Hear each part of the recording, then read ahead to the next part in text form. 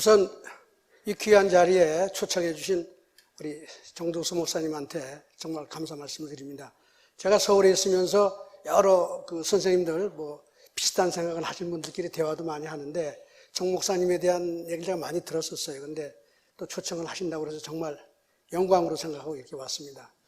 근데 이제 준비하는 과정에서 정성을 너무 많이 쏟아서 제가 어떻게 정성에 맞춰서 내가 또 정성껏 하느냐 하는 것에 대해서 제가 고민을 많이 했는데 열심히 한번 해보도록 하겠습니다. 우선 박정희 대통령에 대한 간략한 사전 요약을 좀 하고 얘기를 시작하고자 합니다. 제가 이 자리를 맡기 전에는 잘 몰랐는데 이 박정희 대통령 기념재단 이사장을 맡고 나서 제가 제일 처음 배운 지식이 다음과 같습니다. 여러분 노산 이은상 선생님이라고 아시죠?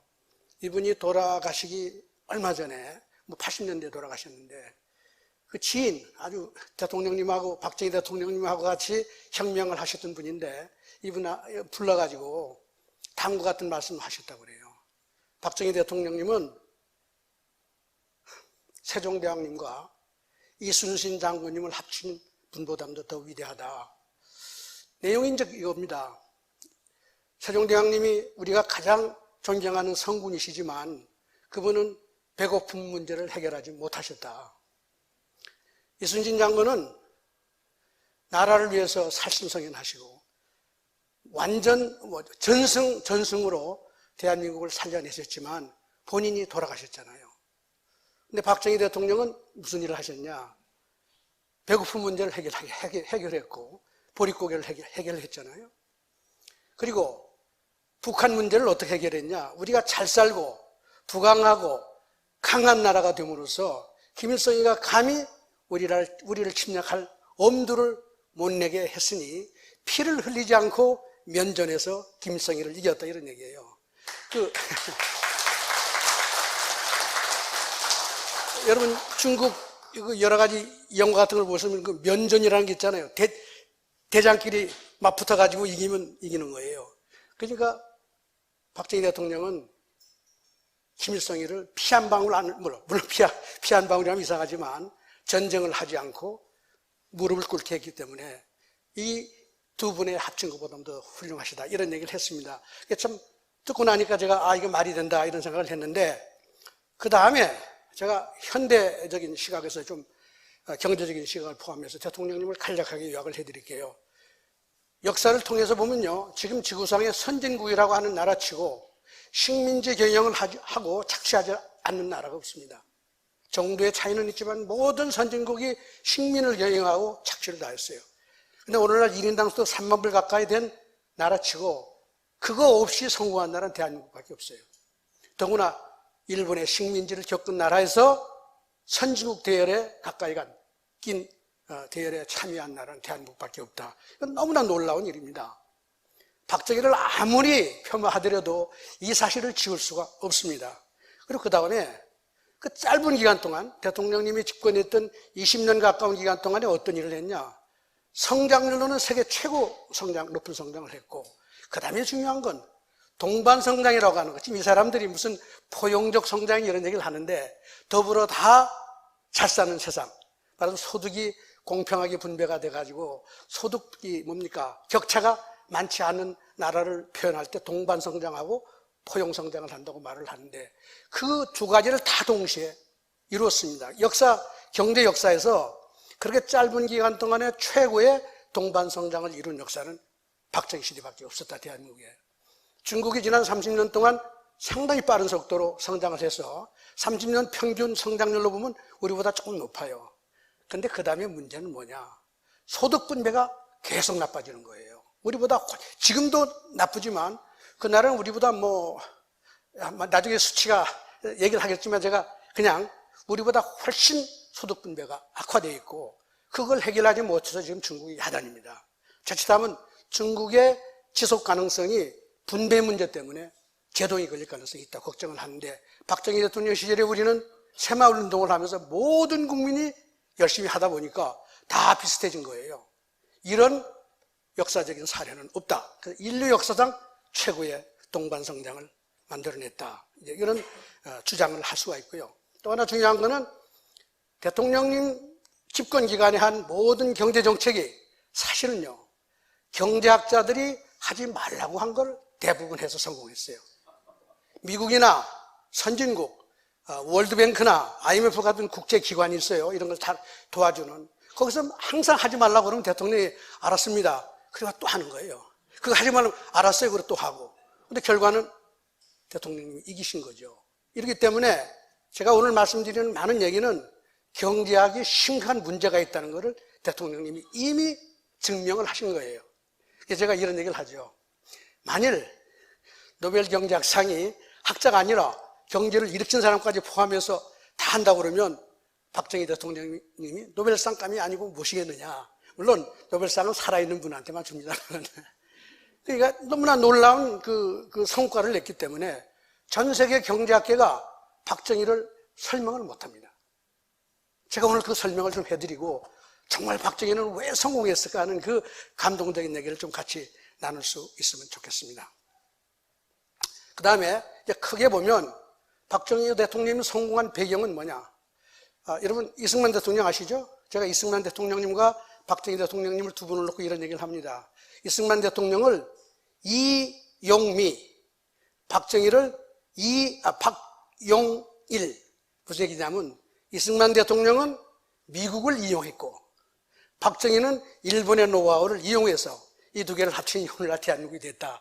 그래서 이용미, 박용일이 대한민국을 일으켰다. 그런 얘기를 하죠. 반공을 앞장세우고 자유민주주의와 시장경제를 일으켜서 아까 말씀드린 대로 1인당 소득 3만 불까지 2차 세계대전 후에 성공한 나라가 유일하게 대한민국이다.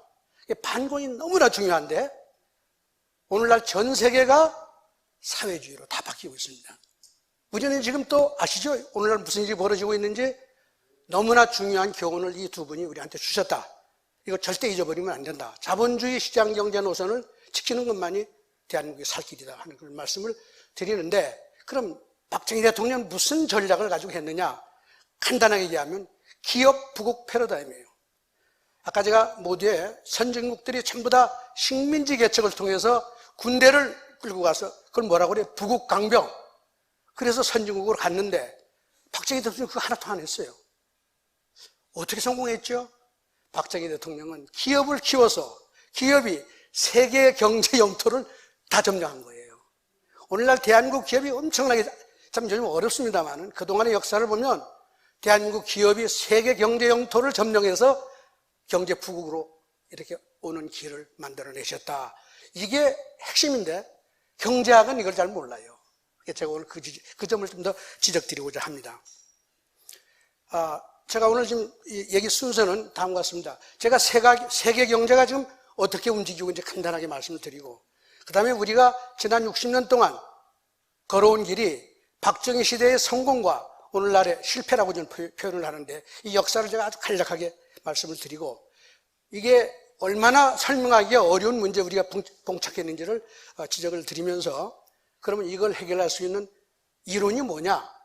제가 그동안 연구했던 걸 조금 말씀을 드리고 이걸 기초로 해서 박정희 시대를 재해석을 하고 그 진수, 박정희 성공의 진수를 여러분들하고 같이 나누고자 합니다.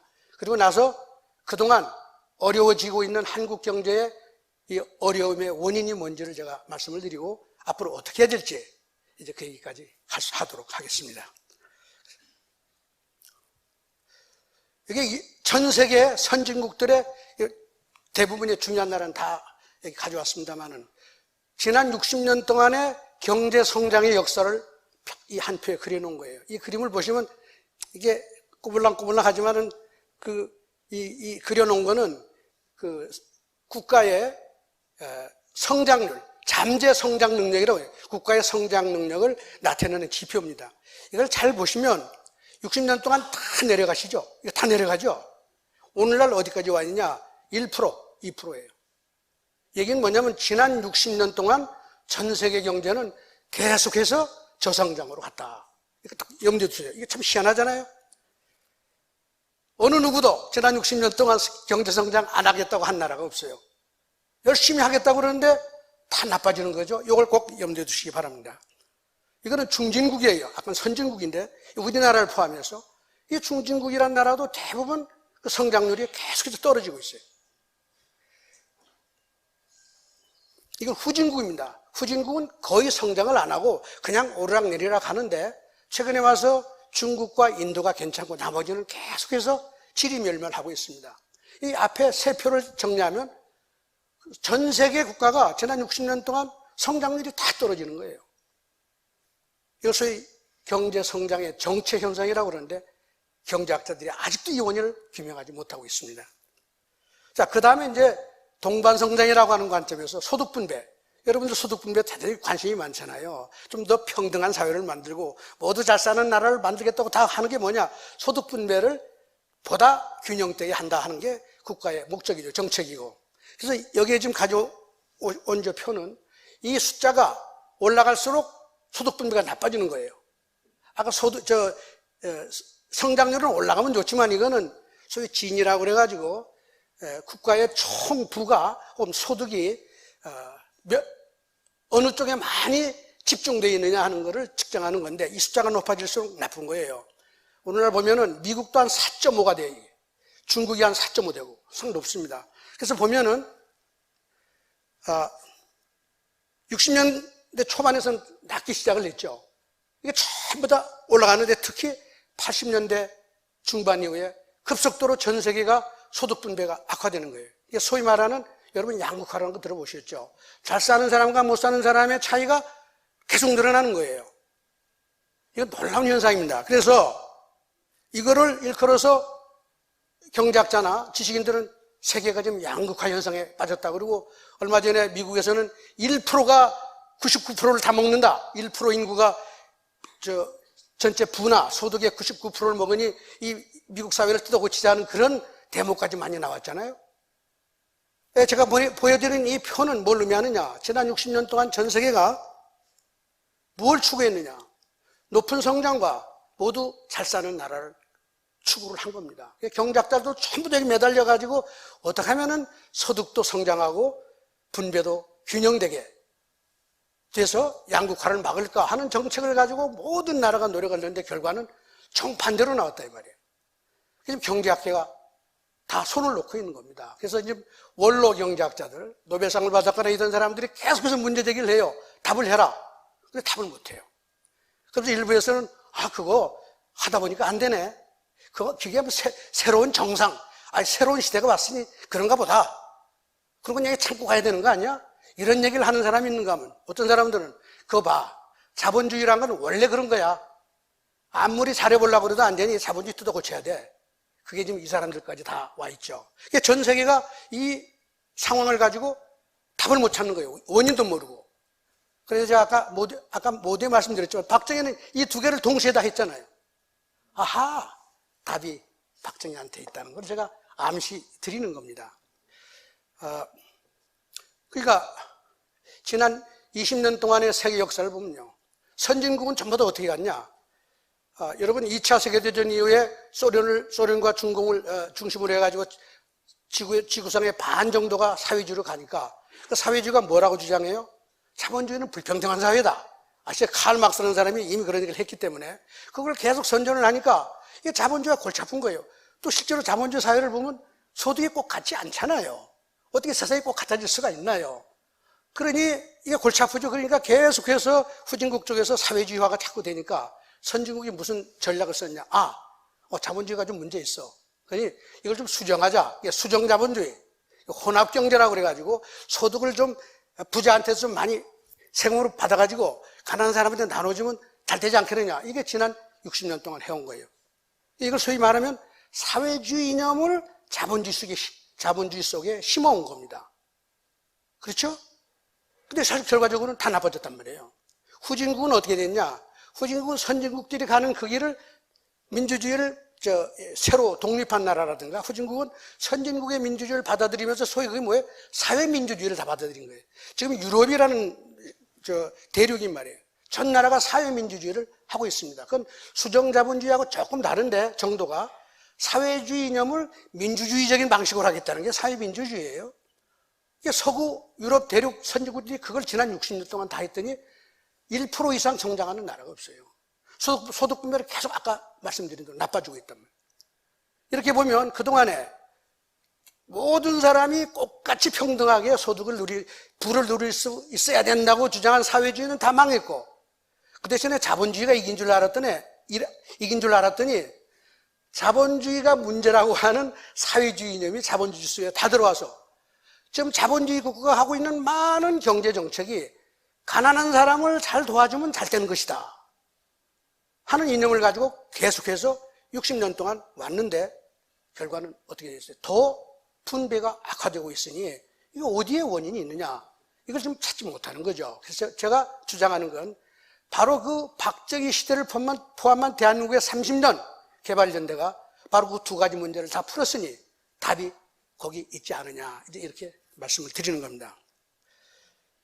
이제 한국 경제를 제가 잠깐 볼게요. 이게 한국 경제가 온 60년의 역사입니다.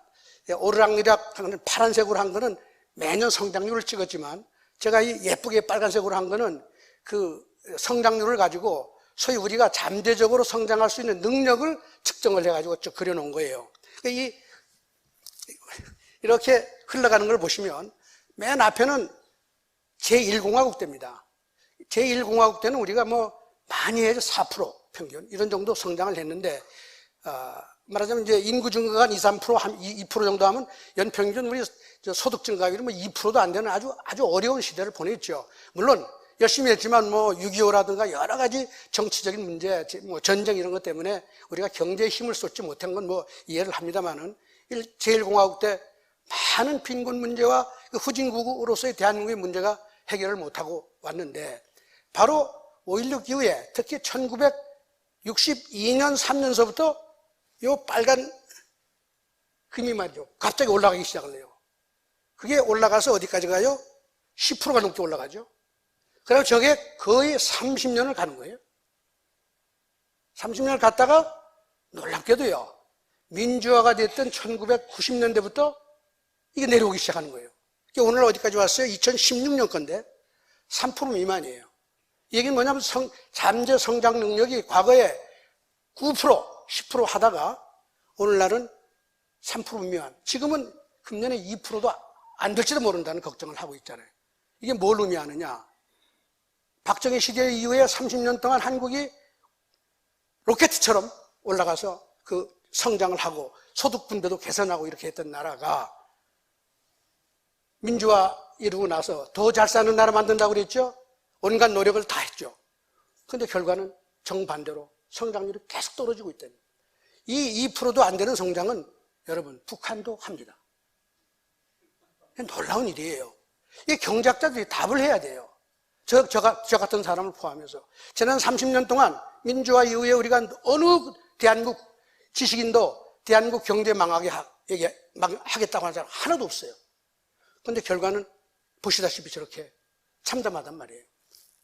그래서 제가 오늘 왜 그런지 이제 그걸 또 설명을 드리고자 하는 거죠. 이거는 뭐냐면요, 1993년에 월드뱅크 세계은행이라는 데서 동아시아 기적이라고 그래서 일본을 포함해서 한국, 싱가포르, 여기서 아시아 나라들이 많은 좋은 성장 실적을 냈기 때문에 이 나라들에 대한 연구를 통해 가지고 그 기적에 대한 그 연구를 한 게 책이 나왔는데, 이제 그 책에서 이제 보인 표입니다. 이 표가 여러분 이 수직축이라고 이렇게 직선으로 되어 있는 부분은 뭘 얘기하느냐? 1인당 소득의 30년 동안 평균이에요. 1965년에서부터 1989년까지 그 30년 동안 1인당 소득 증가의 평균이 얼마냐 하는 거를 이 수직축에 해놓고, 그 다음에 이 수평축에는 뭐냐? 소득 분배를 측정을 했어요. 상위 20% 소득 그 그룹의 소득이 하위 20%의 저소득 계층의 소득에 비해서 몇 배가 되느냐, 그걸 측정했는데 요 두 번째 이제 직선이 그어 있는 거는 10%예요.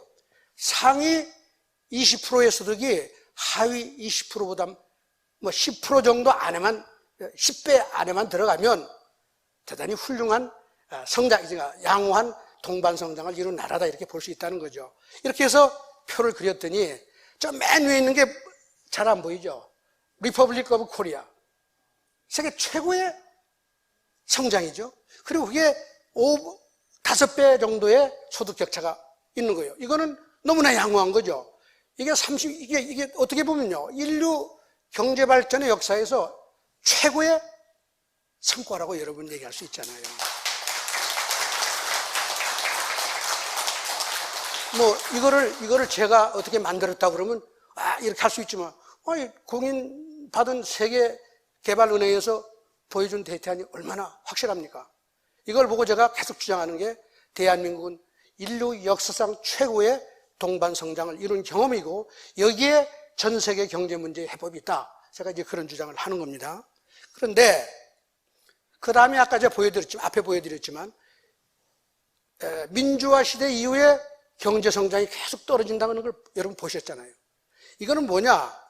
90년대 이후, 민주화 이후입니다. 소득 분배를 측정하는 진이라고 하는 게 아까 보여드렸죠? 이게 올라가면 나쁜 거예요. 그거를 제가 찍어본 거예요. 이거 보세요. 90년대 초반에 약간 이게 과거에서부터 흘러온 추세입니다. 내려가는 듯 하다가 계속 올라가는 거 아니에요. 계속 올라가죠. 그래서 2008년 이후 그러니까 이명박 박근혜 대통령 때부터 약간 이제 내려가기 시작을 해서 하다가 요즘 다시 올라가요. 이게 뭘 의미합니까? 우리나라도 선진국과 못지않게 지난 30년 동안 성장은 내려가고 국민들 사이의 소득 분배의 차이는 더 커지는 양극화 현상이 늘어났단 말이에요. 물론 이 양극화를 분배를 측정하는 이 숫자는 다른 나라에 비하면 아주 양호해요. 그러니까 이게 말하자면 제일 높아도 이게 0.32 정도는 아주 양호한 거예요. OECD 국가라고 선진국 그룹이 있는데 거기서 중간 이상이에요. 미국은 아까 얘기했지만 0.45나 되고 중국은 0.45 더 돼요. 그래서 많은 경제학자가 중국 저 큰일 났다. 0.4가 넘으면 폭동이 일어날 가능성이 많은데 어떡하지? 이런 걱정을 많이 하는데 우리는 그런 정도로 양극화가 심한 것도 아니지만 그러나 지난 30년 동안 민주화 시대 이후에 계속해서 악화되고 있는 거예요. 이제 제가 뒤에 가서 하나 보여드리겠지만 문재인 대통령께서 2019년 금년 연초군요. 연초 기자회견 하면서 한 얘기가 놀라운 얘기예요. 대한민국이 세계에서 가장 양극화가 심한 나라다 이렇게 선언을 했어요. 제가 또 얘기를 할게요. 이거는 정말 제가 표현하기 힘들어요. 이건 사실이 아닙니다. 근데 제가 다른 말로 표현하고 싶지 않은 장관을 참을게요. 대한민국은 그러니까 지난 30년 동안 이상한 방향으로 간 거죠. 우리의 의도나 그동안의 정부에서 한 정책이나 모든 경제학자들이 내놓은 제안이나 이것의 정반대의 결과가 이렇게 됐으니 이건 한국 경제학자들이 답을 해야 되는 거예요. 왜 이런가? 근데 제 답은 박정희 시대에 있다. 그래서 제가 이제 앞으로 제가 얘기를 하는데 그 박정희 시대의 소위 말하면 성장의 원리, 이거는 기업 부국이라고 말씀을 드렸잖아요. 이게 대단히 중요합니다. 오늘날 대한민국에서는 기업, 이거 죽일 놈들 아니에요. 이 재벌들 말이에요. 그러나 그거 없이는 경제가 굴러갈 수 없는 거예요. 근데 박정희 대통령 그걸 너무 잘하시고 기업들을 잘 구슬러가지고 세계 영토를 밤낮도 없이 가서 점령을 하게 만든 거란 말이에요. 그 관점에서 제가 지난 60년을 잠깐 살펴보면 이게 뭐냐면요. 우리나라의 중견기업 300인에서 500인 정도를 고용하는 기업체, 사업체의 숫자를 쭉 해보니까 놀랍죠? 이거 그림이? 이게 계속 올라가다가 1990년대 되면서부터 이렇게 떨어져요. 좀 이상하잖아요. 여러분 기업의 숫자가 이렇게 줄어드는데 일자리가 어디서 나옵니까? 이건 뭔지 아세요? 대기업 500인 이상의 근로자를 고용하는, 좀 더 좋게 말하면 여러분들 자제분이 제일 가고 싶어하는 그런 기업의 사업체 숫자가 이거 마찬가지예요. 이것도 1987년서부터네요. 민주화가 되고 난 다음서부터 계속해서 내려가는 거예요. 참 이게 놀라운 일입니다. 전 이거 보고 너무 놀랐어요. 이건 뭐냐? 여러분 대한민국이 지금 대한민국 정부 정책의 가장 키가 여기 남동공단도 여기 있지만은 중소기업을 이렇게 해야 잘 된다는 거 아니에요? 그렇게 애를 썼어요. 특히 50 이후에. 근데 중소기업이 어떻게 되느냐? 저 이거 보시면 저쪽 위에 이렇게 단계적으로 표시되어 있는데 이 지표는 중소기업이 성장하는 비율이 있죠? 거기에다가 중견기업에서 내려오는 비율을 뺀 숫자예요. 근데 이게 100이 넘으면 계속해서 중소기업에서 중견 대기업으로 기업이 성장을 하는 거예요. 중소기업 정책이라는 건 기업을 성장시켜야지 중소기업으로 앉아서 뭡니까? 아시죠? 뭉개면서 그냥 정부 지원이나 받고 살게 하는 게 중소기업 정책이 돼서는 안 되는 거죠. 지난 30년 넘게 우리가 중소기업을 키우겠다고 그렇게 돈을 많이 썼는데 놀랍게도 중소기업이 이런 겁니다. 박정희 대통령 시절은 연평균 25% 넘는 기업이 중소기업, 중견 대기업으로 성장을 했고 그 다음에 이게 70년대, 80년대까지도 100 이상이에요. 그리고 83년, 이게 뭡니까? 50 정부, 전두환 대통령 정부에서도 전부 다 100 이상이란 말이에요. 기업이 계속 성장하는 거예요. 그런데 놀랍게도 이 90년대 들어와서부터 뚝 떨어져가지고 이게 동그라미라고 이제 표시를 했습니다만 연평균 20, 30% 중소기업이, 중견기업이 중소기업으로 계속 내려앉아가지고 온 나라가 중소기업 천국이 되는 거예요.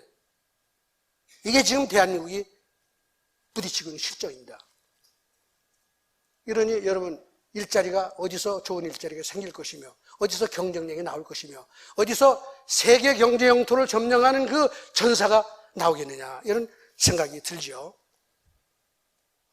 그 다음에 그 기업들이 투자를 많이 해야지 일자리 있는 거 다 아시잖아요. 근데 투자를 얼마나 하느냐를 살펴보면 이게 대한민국의 전체 투자율을 지난 이거 뭡니까? 한 60년 이제 그려놓은 건데 이거 보시면 계속해서 올라가는데 이게 바로 또 민주화 시대예요. 피크. 정점을 찍고 그 다음에 계속 떨어져요. 떨어지고 있죠? 이게 문제인 거예요. 투자가 늘어나지 않는 거예요. 그런데 이걸 잘 보시면 해외 투자는 계속 늘어나요. 해외 투자를 살펴본 거예요. 기업들이 해외는 계속 투자를 하는데 국내에 투자를 안 하는 거죠. 그래서 전체적으로 보면 과거하고 비슷하게 투자를 해요. 지난 60년을 놓고 보면 크게 차이가 없이 오히려 기업의 전체 투자는 조금씩 늘어나는데 그 늘어나는 투자가 어디로 가요?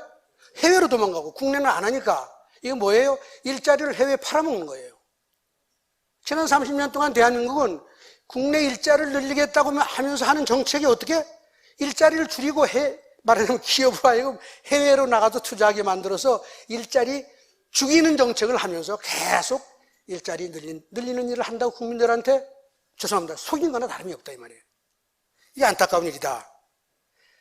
그래서 제가 그럼 대한민국 전체 기업에 다 묶어가지고 기업이 얼마나 빨리 성장을 하느냐 한번 그 지표를 찾아봤더니 요게 90년대까지 이 기간 또 아이고 앞부분입니다. 맨 앞부분 저기 이렇게 표시한데 그게 박정희 대통령 시절에서부터 시작해서 50까지 기간인데 그걸 소위 개발연대라고 불러요. 그 기간 동안에 연평균 37%씩 기업들이 막 성장하는 거예요. 근데 그게 50 정부가 이제 들어와서 좀 낮아졌지만 16% 가까이 하다가 외환위기가 있었던 그 이후 1997년서부터 그 이후에는 연평균 3%도 성장을 안 해요. 기업들이 다 이게 전체적으로 물론 삼성이나 몇 개 잘 나가는 기업은 그렇지만 나머지 기업은 전부 다 통틀어서 보면은 기업의 역량이 다 줄어드니까 한국 경제가 성장률을 유지하기가 어렵고 좋은 일자리를 만들어낼 수 없다 이런 얘기죠. 그래서 자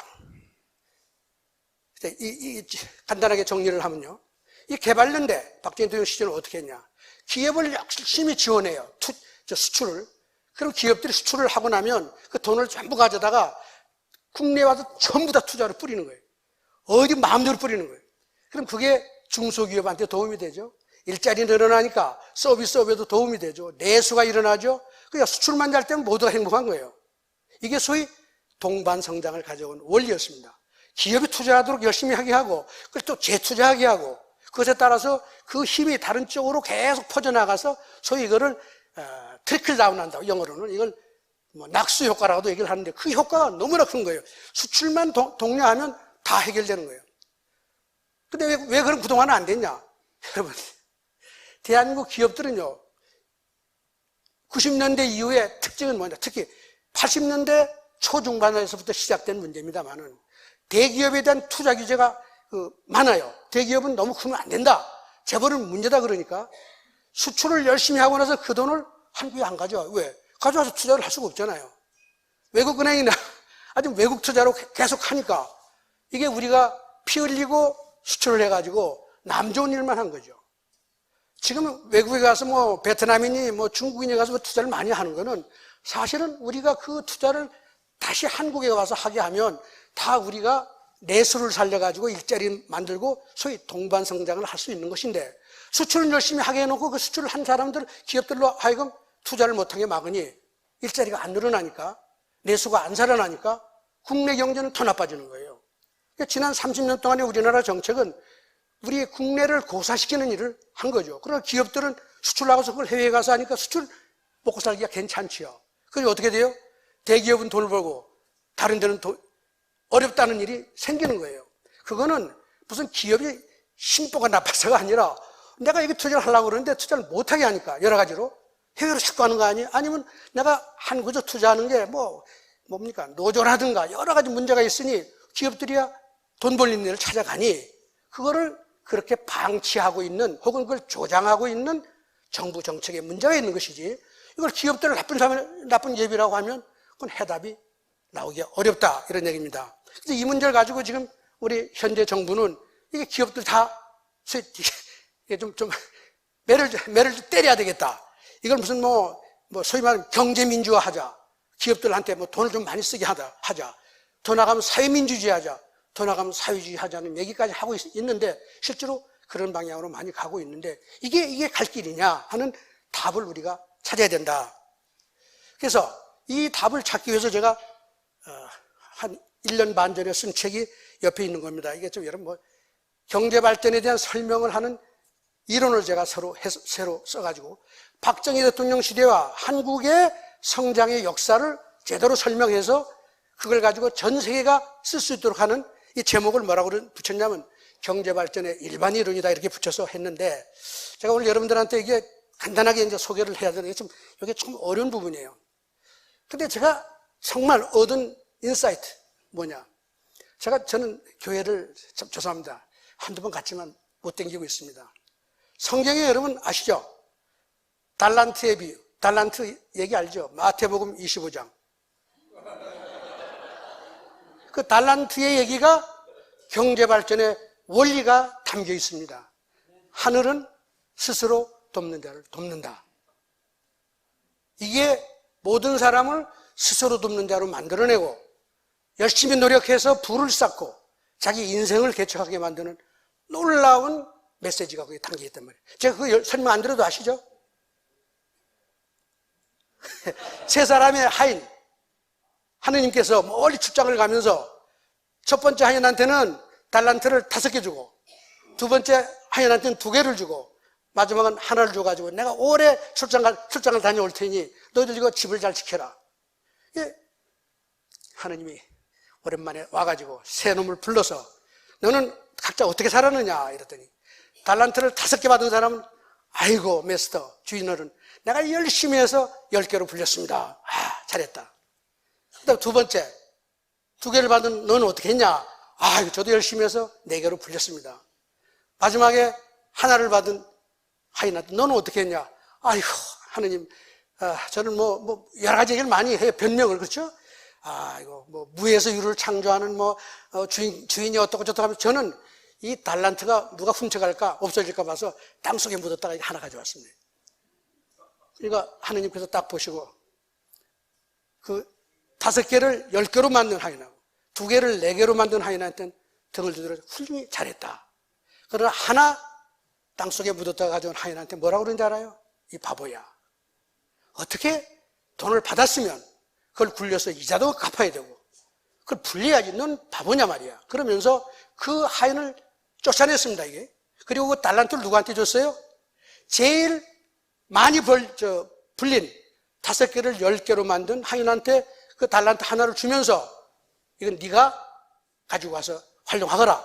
그리고 그 하나, 그냥 불리지 못할 하인을 쫓아냈단 말이에요. 이게 바로 서양의 오래된 그 소위 말하면 그 속담이나 아니면 일단 격언이죠. 하늘은 스스로 돕는 자를 돕는다는 이치의 베이스가 거기에 있다고 봐요. 그리고 여러분, 죄송한 말씀이지만 기독교 국가가 지금 전 세계를 지배하고 있습니다. 그리고 여러분, 그 개신교 쪽에서는 독일의 유명한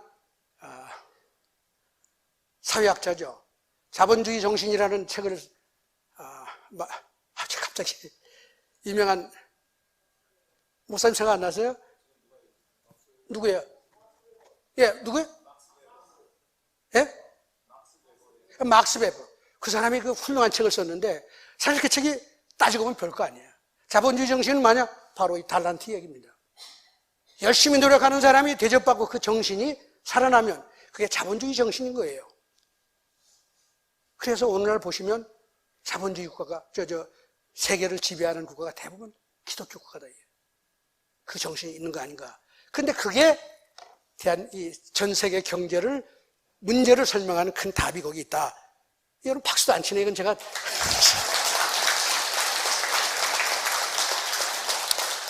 그래서 시간이 하다 보니까 제가 너무 긴 얘기를 하다 보니까 좀 시간이 촉박한 것 같은데요. 경제 발전이 뭐냐? 많은 사람은 그동안 경제 발전 이런 거라고 생각하고 있어요. 마차를 10개 만들다가 100개를 만들 수 있잖아요. 여러 가지 소위 경제학에서 얘기하는 자원 배분을 효율적으로 잘하면 100개를 만들 수 있어요. 같은 사람 숫자 가지고도. 그러면 그 소득이 어떻게 돼요? 10배 늘어나잖아요. 생산이 10배 늘어났으니까 그 임금도 10배 늘어나고 이걸 경제 발전이라고 얘기해요. 근데 여러분 그건 경제 발전이 아니죠. 마차를 아무리 많이 만들어서 100개를 만들어도요. 그걸 같이 묶으면 그거 기차가 되나요? 그 마차 덩어리지 그게. 진정한 의미의 경제 발전은 마차를 만들던 사회가 우리나라 갑자기 기차를 만들어야 돼. 기차 만들다가 자동차 만들어내고 그것만 가지고 돼요? 비행기 만들어내고 그러다가 우주선까지 만들어야 돼. 이게 경제가 발전하는 거예요.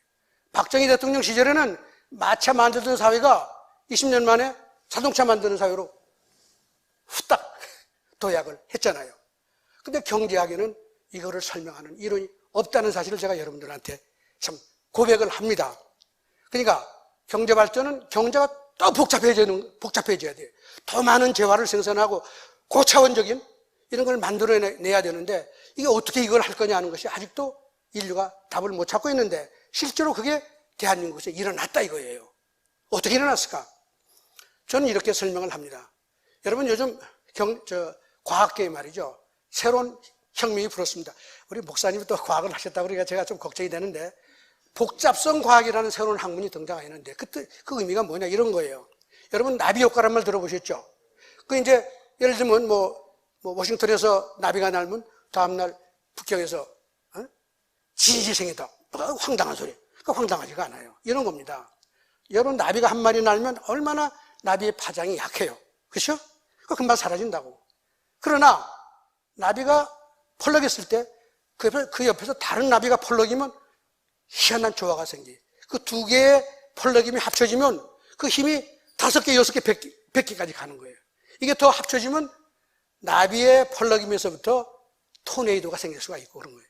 이게 최근에 복잡성 과학에 얘기하는 세상의 변화 이치를 이런 식으로 설명을 하고 있습니다. 또 예를 들면 사람이란 게 뭐예요? 죄송합니다. 이건 또 교회의 창조론하고도 관계가 있지만 인간은 동물하고 다르잖아요. 근데 세포로 보면 다 같아요. 그렇잖아요? 그러니까 세포 덩어리가 어느 거는 동물로 가고 어느 거는 인간으로 갔잖아요. 그러니까 인간이 이 인간으로 가는 과정을 설명을 못해서 교회에서는 창조다 이렇게 하고 과학자들은 그걸 아주 따져봐도 답을 못 찾는 거예요. 그러나 여기에 한 가지 분명한 원리는 뭐냐? 세포가 서로 합쳐야 돼. 또 다른 세포가 합치고 합쳐진 세포가 더 고차원적인 조직이 돼요. 그렇죠? 그 조직끼리 또 합치면 또 고차원적이 되는 거야. 그래서 인간이 태어날 때 30조 정도의 세포를 가지고 엄마 뱃속에서 나오는데 성인이 되면 100조가 넘는다 그래요. 이 과정에서 세포의 성장이 그냥 양적인 성장이 아니라 세포가 만나고 또 만나고 하면서 질적으로 계속 바뀌어서 그게 갑자기 최고의 고등도물로 바뀌는 거예요. 이 과정은 사실은 과학자들이 아직도 설명을 못하지만 이 과정의 특징은 뭐냐? 서로 만나서 힘을 합쳐야 되는 거예요. 인간은 혼자로서는 절대 큰 힘을 발휘할 수가 없어요. 유발 하랄이라고 요즘 뭐 좀 뜨는 사람이죠. 그 사람이 쓴 그 진화에 대한 얘기를 쓴 책을 보면 인간은 말이에요. 야생에다가 던지면 동물 중에 가장 약하다는 거 아니에요. 그러나 인간끼리 합쳐놓으면 크게 세계 인류가 된 거예요. 힘을 합쳐라. 이게 제일 중요한데 이 원리를 복잡성 과학은 뭐라고 얘기를 하느냐. 여러분 과학의 제1의 연력학 제1법칙 저 목사님 에너지 보존의 법칙이라는 게 있어요. 그건 뭐냐? 에너지는 형태는 바뀌지만 절대 사라지지 않는다. 그 세상이 아주 평화로운 세상이에요. 걱정할 게 뭐 있어? 그게 그동안 물리학이나 경제학을 서포트, 지지하는 학문적인 베이스예요. 그러니까 경제학에서도 균형, 다 균형 다 못 사는 사람은 못 사는 대로, 잘 사는 사람은 잘 사는 대로 그저 평화롭게 균형되게 사는 거야. 그런데 그런 게 아니다 이거예요. 어떻게 무슨 얘기가 새로 복잡성 과학을 하는 사람들이 제시했느냐 이겁니다. 사람이 닫혀 있으면요, 바깥하고 소통을 안 하고 닫혀 있으면 어느 사회든 어느 조직이든 어느 시스템이든 무질서가 극도화돼서 결국 소멸한다. 내가 내 옆에 나보다 훌륭한 이웃을 두고 그 지식을 전수하고 서로 공유해서 하나 더하기 하나가 아까 뭐라고 했어요? 2가 아니라 5개, 6개. 이걸 시너지 효과라고 그래요. 아까 나비의 파장이 2개 합치면 힘이 커진다고 그랬잖아요. 제 목소리가 지금 여기 들어가죠? 짱이들 커져 나오잖아요. 이게 앰플리파이, 영어로 폭발적으로 커지는 거예요. 이 증폭 현상이 새로운 생명도 만들어내고 나비 효과도 만들어내는데 이 새로운 이론에 의하면 열려 있지 않으면 그 힘이 안 나와서 그 시스템을 소멸한다. 교회가 잘 되려면 다 같이 힘을 합쳐서 그걸 증폭을 시켜야 되는데 이게 각자 따로 놀고 말이에요. 이렇게 하면 아무것도 안 되는 거예요. 여러분 그냥 목사님 말씀을 잘 들어야 돼요. 이거. 그래서 그러니까 어느 경제는요, closed, 폐쇄된 경제는 외부하고 소통 안 하면 그건 조만간에 없어진다. 왜? 자기보다 더 나은 사람과 나은 시스템과 나은 조직과 소통하면서 배울 걸 새로 받아들여야지 그게 올라가는데 그걸 안 하면 그건 올라갈 방법이 없잖아요. 여러분들 애들한테 뭐라고 그럽니까? 학교 가면 좋은 친구 좀 만나고 다녀라. 좋은 친구. 왜요? 좋은 친구 만나야지 내가 좀 나아지지. 니보다 못하는 놈하고만 다니면 못하는 거 아니에요. 이게 대단히 중요한 메시지예요. 그래서 발전의 기본 원리는 뭐냐? 흥하는 이웃이 내 옆에 있어서 나보다 같이 힘을 보태가지고 시너지를 내면 그게 다 같이 발전하는 일이에요.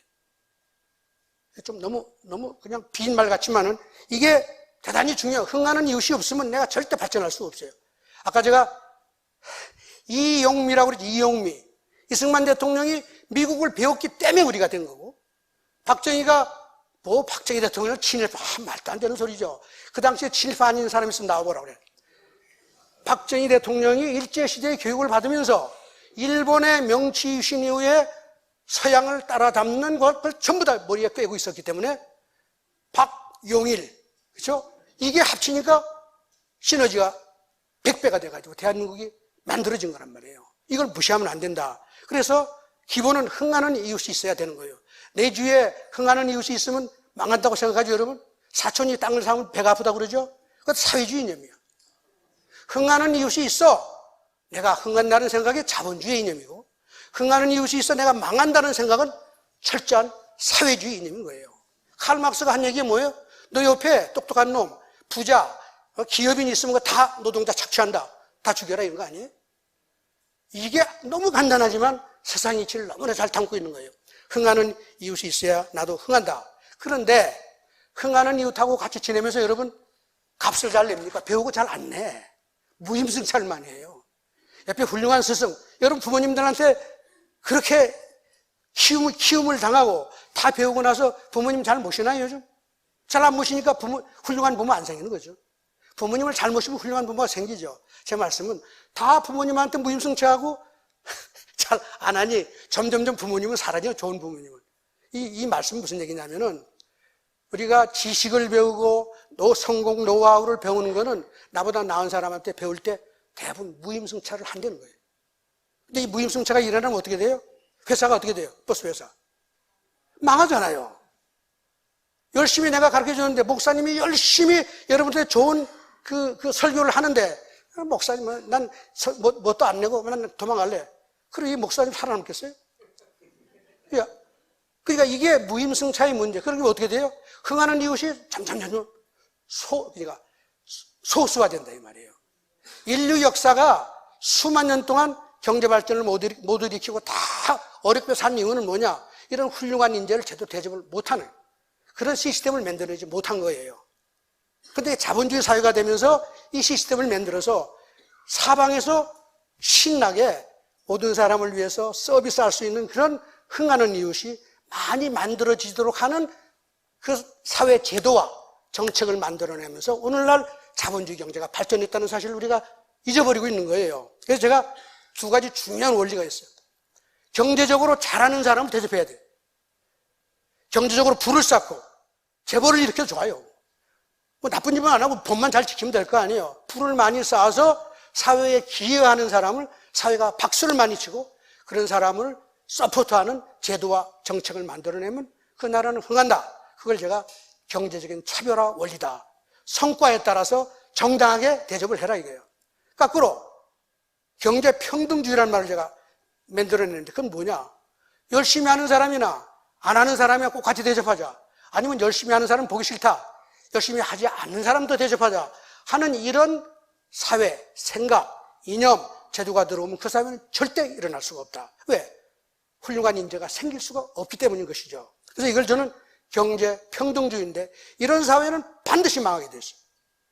훌륭하고 열심히 노력하고 자조해서 자기 인생을 일으키고 그 남한테 교훈이 되고 또 나가면 아까 말씀드린 대로 수요를 창출해서 다른 사람도 살 수 있게 만들어주는 이런 사람을 멸시하고 천대하는 나라는 절대 경제를 일으키고 사회를 일으킬 수가 없다.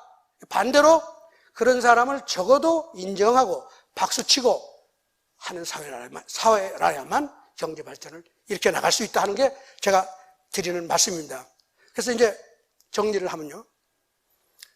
조금 그러네요.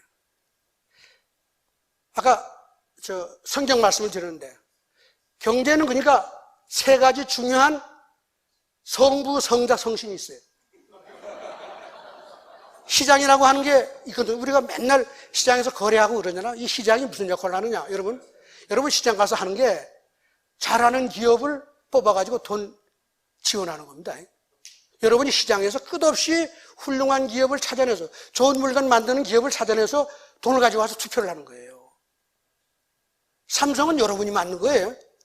대한민국 국회의원들 삼성 죽일 놈 살리는 놈 하는 놈들이 다 자기네가 만드는 거예요. 시장에 가면 삼성 물건 다 사니까. 시장이 바로 하느님인 거예요. 아까 마스터 달란트에게 마스터가 누구예요? 여러분인 겁니다. 열심히 그렇게 해서 시장에서 내가 여러분들의 지원을 받아야지 하는 인센티브가 생기도록 해서 모든 개인과 기업이 돈 벌기 위해서 여러분들한테 잘 보이도록 만드는 게 시장의 역할이에요. 그래가지고 동기를 부여하는 거죠.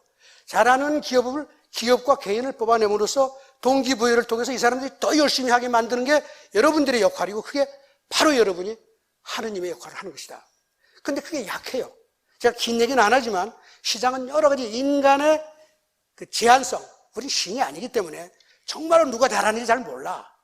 무임승차한데 그걸 막을 방법, 무임승차하는 사람을 없애려고 그러면 여러 가지 복잡한 법도 만들어야 되고 이걸 해야 되는데 그걸 완벽하게 만들 길이 없어요. 그러다 보니까 항상 빈 구멍이 생기고 아까 말씀드린 대로 그래서 남이 거 훔쳐먹고 예를 들면 이 교회라는 조직 이렇게 만드는 앞으로 조직 이렇게 만들지 마. 이렇게 하면 어떻게 돼요? 목사님 사라지는 거죠. 이와 유사하게 말하자면은 시장이라는 게 완벽하지가 않다는 거예요. 시장은 일종의 난장이나 다름이 없어요. 서로 그냥 죄송합니다. 이게 그냥 경쟁이라는 말이 난장이야 사실은. 그래서 거기서 훌륭한 인재가 충분히 걸러지지 않고 이렇단 말이에요. 그래서 등장한 게 뭐냐? 그게 조직이라는 거예요. 여러분 하느님이 훌륭하다는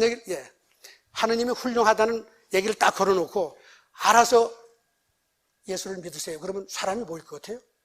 그 시작이야. 안 모여. 근데 목사님이 딱 깃발을 들고 이게 교회요. 여기 오시오. 힘을 합칩시다. 그리고 내가 명령하면 들어요. 교회는 조직입니다. 조직이라는 건 조직에 장이 있는 법이거든. 이걸 통해서 이걸 통솔을 하고 힘을 합치면 시장보다도 더 강한 힘이 나와요. 자본주의라고 하는 사회는 바로 이 조직이 생기면서 시장이 못하는 걸 강화해가지고 자본주의의 성장을 이끌어냈는데 그 내용이 뭐냐? 바로 스스로 돕는 자를 돕는 거예요. 목사님은 하나님을 진짜로 제대로 숭배하는 사람을 쫙 모아놓고 이렇게 하니까 이 힘이 대단히 강해지는 거죠. 기업이라는 게 없이는 자본주의 경제가 안 된다. 제가 좀 뒤에 가서 말씀을 드리겠지만. 근데 그러면은 자, 정부라고 하는 성부, 성자, 성신의 하나가 어떻게 해야 되느냐? 여러분들은 매일 시장에 가서 좋은 사람, 훌륭한 사람 뽑아내는데 정부가 딱 나서가지고 난 그거 반대야. 당신들 맨날 가서 삼성 투표하는데 난 그 삼성 죽일래. 이러면 시장이 돌아가요? 안 돌아가잖아요. 정부가 그렇게 하면 안 되는 거죠. 정부가 어떻게 해야 돼? 아, 시장에서 저 사람이 참 잘하는구나. 그 사람한테 박수를 쳐야 돼. 뭐 이런 목사님들도 교회도 많지만 교회 중에 잘하는 교회가 있고 못하는 교회가 있을 거 아니에요. 예를 들면 그럼 잘하는 교회한테 더 많은 사람이 가서 힘이 생기도록 도와줘야지. 정부에서 아니 예를 들면 저 바티칸에서 아니 바티칸이 아니구만 어디선가 야 교회는 크기가 같아야 돼. 다 놀아서 같이 해. 이러면 그거 굴러가겠어요? 정부가 해야 될 정치가 해야 될 일도 마찬가지예요. 정치가 나서가지고 우리 가난한 사람 도울래 이런 말도 할 필요가 없어요. 어떻게 열심히 노력하면 그것에 맞는 정당한 보상을 할 수 있는 사회제도를 만들겠다. 다 같이 열심히 하게 해야지. 이거를 여러 가지 방법으로 열심히 노력하는 사람한테 불이익이 가도록 하는 정책을 만들어내면 그건 여러분들이 늘 하는 일과 반대로 가고 심지어는 기업도 설득이 없어요. 왜냐하면 기업이라는 건 정말로 강력하고 능력 있는 사람만 모아서 기업을 만드는 거거든요. 기업을 만들어가지고 거기 가서 일 열심히 하는 사람은 살아남지도 못해. 그러잖아요. 기업이라는 건 그 차별, 경제적인 차별을 잘해서 그 능력을 극대화함으로써 세계 경제 영토를 점령하는 것인데 정부가 나서가지고 야 너 그거 하지 마. 모든 사람 꼭 같이 이렇게 적당히 해서 저 일 안 해도 도와주고 사회주의처럼 이렇게 해라 하면 그게 기업이 되겠냐 이게. 그래서 이제 보시면 정부, 기업, 시장이 경제적인 차별, 바로 메스터가 했던 달란트 세 사람의 하인을 차별했잖아요.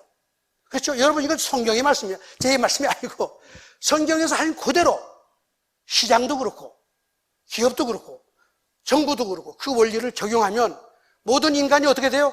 그렇지, 내가 열심히 하면 대접받겠구나. 이 정신이 박히면 스스로 돕고 자주하는 국민과 기업이 되고 이게 국가를 다 뒤집어서 바꿀 수 있다 이런 거예요. 이게 경제발전의 기본 원리인 겁니다. 시장, 기업, 정부 모두가 마태복음 25장에 달란트 얘기를 머릿속에 깊이 새기고 열심히 노력하는 국민을 대접하는 국가가 되도록 만들어내면 그게 경제발전을 이룰 수 있다. 이제 그러니까 원리는 좀 알았죠. 그 다음에 저기 요거 하나 가지고 우리 트럼프 대통령하고 미국하고 한국 얘기, 중국 얘기를 잠깐 간단하게 하고 넘어갈게요. 제가 기업의 중요성을 말씀을 드렸는데 이 그림이 뭐냐면 지난 30년 동안요. 미국과 중국과 일본, 그다음에 선진국들 간에 기업의 경쟁 관계를 딱 한 표에 그려놓은 거예요. 요 맨 위에 있는 이게 미국이 세계 포춘 500대 기업이라고 하는 그 세계 제일 잘 나가는 500개 기업을 가지고 미국이 얼마나 많이 가지고 있는 그 숫자를 찍어 놓은 거고, 두 번째 요 녹색이 미국, 일본이에요. 여기 내려오는 거 있죠? 그리고 요 맨 밑에 빨간 거 있죠? 요게 중국입니다. 30년 전에 중국은 제로에서 시작을 했어요. 그 당시에 미국은 제 1등이야. 여기. 근데 여기죠. 그렇죠. 여기에요. 근데 그 녹색이 일본입니다. 딱 둘이가 붙었어요. 그래가지고 90년대 초반에 일본이 넘버원이다. 미국 따라가는 거 있단 말이에요. 웬걸? 그 이후에 미국이 일본을 제꼈단 말이에요. 여러 가지 정책이 있습니다. 바로 일본의 엔다카라든가 이런 걸 해가지고 일본의 경제를 주저앉히는 노력이 바로 이것 때문에 생긴 거예요. 그런데 그 사이에 어떤 문제가 생겼냐? 이 중국이 말이에요. 0에서부터 출발해서 야금야금 올라오기 시작하는 거예요. 이게 2012년에 오니까 일본을 뛰어넘어 버렸어요. 지금 어떻게 된지 알아요? 2018년이 되니까 이게, 죄송합니다. 여기 보세요. 이거 12개. 미국이 126개, 중국이 120개예요. 6개 차이밖에 안 됐어요. 트럼프가 누구예요? 기업가 아니에요. 이거 큰일 났네. 미국이 금방 중국한테 잡히겠네. 이게 지금 트럼프가 중국을 잡으려고 그런 거예요. 무역 적자 문제가 아니고 중국 기업들이 끝없이 미국의 선진 기업의 기술과 노하우를 무임승차해가지고 이놈의 기업을 키워내니까 미국이 견딜 수가 없잖아요. 자칫하면 이제 일본한테 따라잡힌다? 걱정이 돼서 지금 트럼프가 이 일을 하는 것이고, 이건 아마 일본처럼 중국을 주저앉힐 가능성이 많다. 그만큼 기업이 중요하다는 겁니다. 그래서 우리나라의 경우는 이거예요. 맨 밑에 있습니다. 그러나 우리나라도 그런 대로 괜찮아요. 근데 이게 증가하는 속도가 없어. 우리하고 영국, 독일, 불란서 이런 나라들이 있는데 우리가 그 중에 제일 밑에 있죠. 그래서 뭐 7대쯤 되는데 아직도 우리가 기업 성장에 있어서 선진국을 따라잡으려면 한참 가야 되는데, 이 전체 기업의 중요성을 제가 보여드리기 위해서, 트럼프 대통령 머릿속에는 어떻게 하면 중국 기업 잡나? 이게 있다. 그만큼 중요하다. 그리고 제가 또 하나 이 표를 여기 가져왔는데, 여기서 드리는 말씀은 기업이 성장하면 경제도 성장하고 소득 분배도 개선이 돼요. 이건 경제학자들이 아직까지 아무도 이런 걸 살펴보지 않았는데, 제가 이런 데이터를 가지고 딱 한 60개국 넘는 나라를 가지고 딱 했더니, 아하, 기업이 빨리 성장하는 나라가 최고의 성장과 동반 성장까지 하더라. 근데 대한민국의 모든 정치인, 이 재벌 잡겠다고 그러는데, 이거는 바로 성장도 죽이고 양극화를 가져오는 일을 계속 하면서 경제를 잘 되게 했다는 거짓말을 하거나 다름이 없다 하는 것을 제가 잠깐 여기 말씀을 드리고요. 그 다음에 이제 정치하고 경제 문제예요. 그럼 정치가 어떻게 해야지 경제가 발전되냐? 제가 말씀드렸죠? 정부가 하느님의 역할을 하라고 그랬어요. 달란트에게 나온 그 메스터의 역할을 해야지만 국민을 이렇게 세울 수 있는 거예요. 그런데 오늘날 정치인 어느 하나 그렇게 얘기하는 사람이 있어요? 열심히 노력하세요. 인생은 여러분의 책임이고 열심히 하지 않으면 아무도 여러분을 도울 수가 없습니다. 이거 사실 박정희 대통령이 한 얘기입니다. 일어나도록 만드는 게 국가의 역할인데, 오늘날은 앉아 계세요. 여러분의 실패, 여러분의 어려움은 남의 탓이고 사회 탓이고 정부의 탓이니까 도와드리겠습니다. 계속 그러잖아요. 이게 메스터가 한 거와 정반대, 하느님과 정반대 역할을 하고 있다. 이 경제가 망하는 일이다. 이걸 일컬어서 제가 경제를 정치화하는 거예요. 경제라는 건 차이와 차등, 노력에 따른 차이를 인정하는 게 경제입니다. 그걸 인정 안 하면 경제를 절대 돌아갈 수가 없어요. 근데 정치는 뭐예요? 자유, 평등을 내걸고, 그거 괜찮아요. 우리가 다 도와줄게. 이게 지난 60년 동안 서구가 전부 다 이 길로 갔단 말이에요. 그러고 나니까 국민들이 다 앉아가지고 나를 먹여 살리시오. 이것이 아까 앞에 보여드린 모든 나라가 저성장과 양극화의 길로 가는 것이다. 양극화 문제, 소득 분배 문제는 본인이 일어나지 않으면 절대 해결이 안 되는 거예요. 누가 도와서 자기가 발전하고 성공할 수 있다고 믿으면 그거야말로 다 실패하는 길로 가는 거예요. 그래서 정치가 바로 서야 된다. 이제 이 말씀을 드리고요. 그래서 한 가지 더 말씀드리면, 우리가 사회정책이라고 해서 가난한 사람 도우잖아요. 이것도 해야 돼요. 그러나 도울 때 어떻게 해야 되느냐? 가난하기 때문에 도운다고 그러면 안 돼요. 가난하지만 여러분이 열심히 노력해서 개선을 하고 음지에서 양지로 나오도록 노력하는 것이 훌륭하다고 지원을 해야 되는 거예요. 이게 우리가 성공한 길이었습니다. 그런데 오늘날은 주저앉는 사람, 주저앉으면 도와준다고 그러니까 끝없이 주저앉는 사람이 늘어나니 정부의 부담이 커지고 적자가 생기고 모든 세상이 어려워지니까 이 정책도 바꿔야 된다. 그냥 하느님만 생각하면 되는 거예요. 마태복음 25장 절대 잊지 마세요. 그리고 개인적으로는 우리가 평등을 얘기하고 가난한 사람을 도와야 되지만 이런 얘기를 할 때 항상 이런 생각을 해야 돼요. 내가 시장에 가서 하는 게 뭔가?